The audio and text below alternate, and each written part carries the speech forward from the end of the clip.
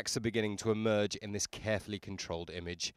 According to leaked diplomatic cables from the US Embassy in Riyadh, one senior oil executive has cast serious doubt over Saudi Arabia's oil capacity. To encourage investment and confidence, you need a credible system of telling the world exactly how much oil you can access.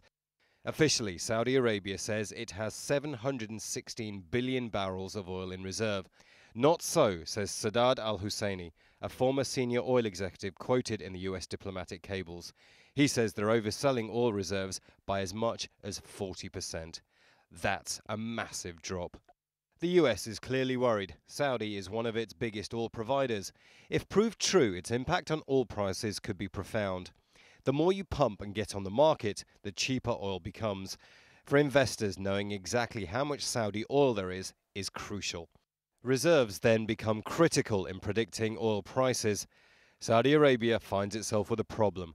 More and more oil experts are beginning to question Saudi reserves. That could have an impact globally. Any downgrading of Saudi reserves would send oil prices up.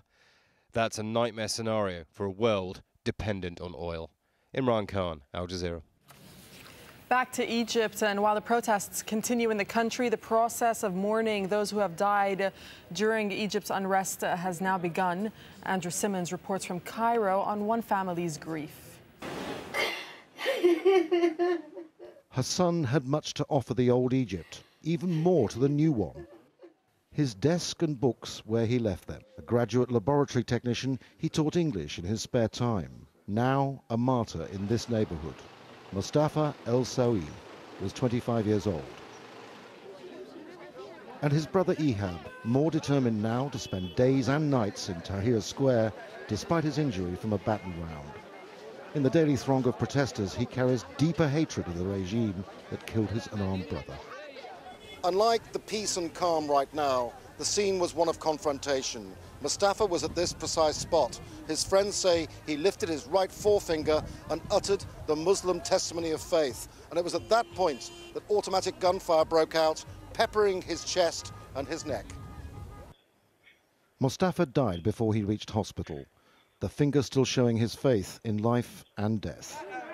He was killed in the day of rage, Friday, January the 28th. A young man and woman the same age died alongside him. He had told his parents the day before he was going to take to the streets. They had warned him to be careful. All those deaths won't be in vain. My son's death is just one drop in a sea of blood. Mustafa decided to take part in the demonstrations to fight for freedom, justice and pride. The kind of pride that the Egyptian people had forgotten about. He was a very well-mannered boy. He took care of me. He always looked after me and always made sure I took my medicine. Ehab says he's proud of his brother. He's one face in a multitude of people with the same message. We won't leave.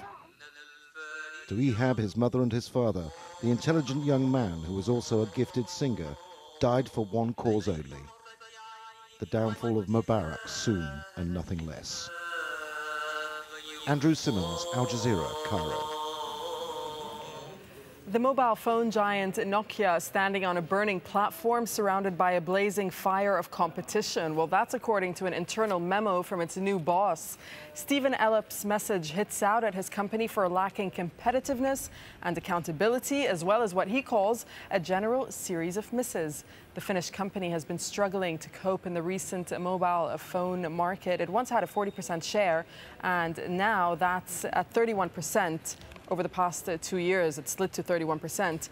Nokia has refused to comment on the leak. For more on this, we're joined from Texas by a technology analyst for CBS News, Larry Magid. Welcome to Al Jazeera. So is Nokia at the point where it has to sink or swim?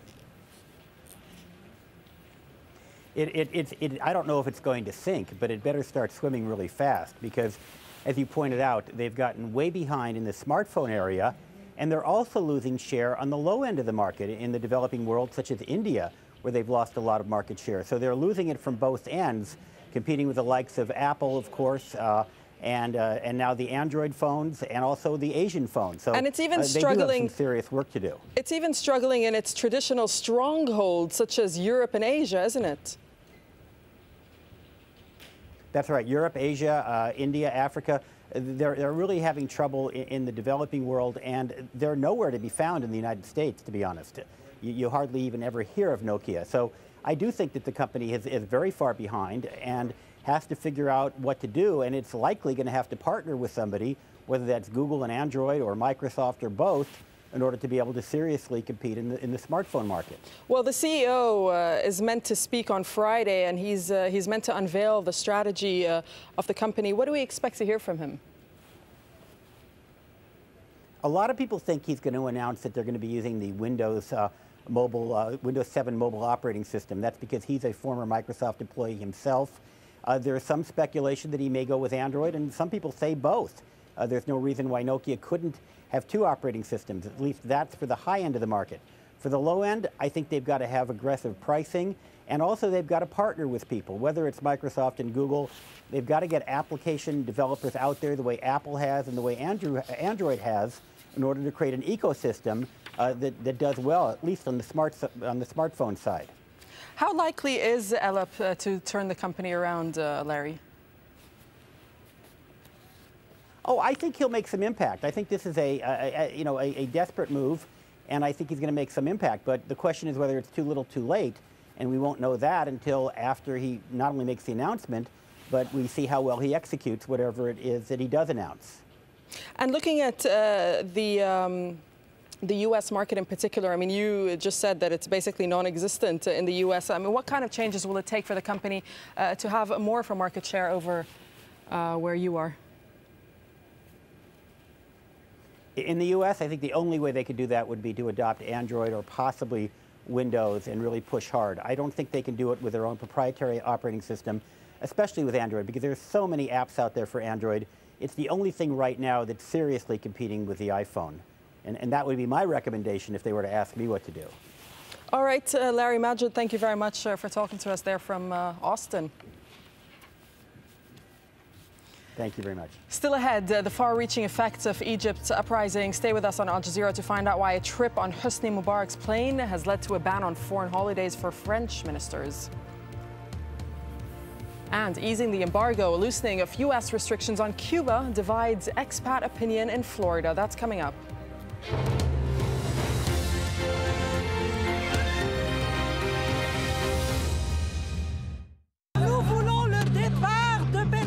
As Washington's allies stumble, one after the other, exposed, losing control and influence, powerless in the face of the people's power, we ask, is this the dawn of a new Middle East? Empire at this time on Al Jazeera. Afghanistan is faced with a huge challenge. Relations have gone really sour between us and our allies. We have inflicted considerable damage on the enemy. The people who make international headlines. Ultimately, the truth will out. They want to stop this publication of information that embarrasses them. Make time for Sir David Frost. Frost over the world on Al Jazeera.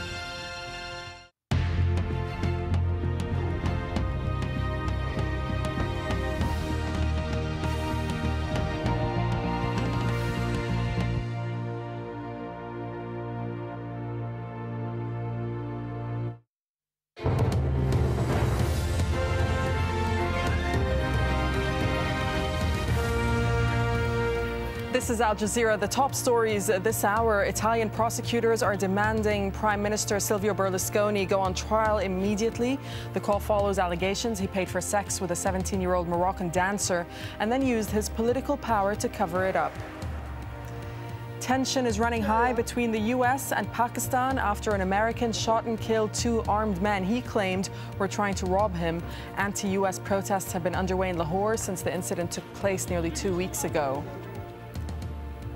Pro-democracy protests have continued in Egypt and demonstrations have been held outside the parliament. Mass strikes have also been taking place. All this comes as negotiators meet to discuss the future transition of power. Well, Egypt's uprising is having a knock-on effect in Gaza, where fuel supplies are rapidly dwindling. Most people there use cheap petrol smuggled in via tunnels from their Egyptian neighbors, but the unrest has meant the trade has almost ground to a halt. Nicole Johnston reports from Rafah.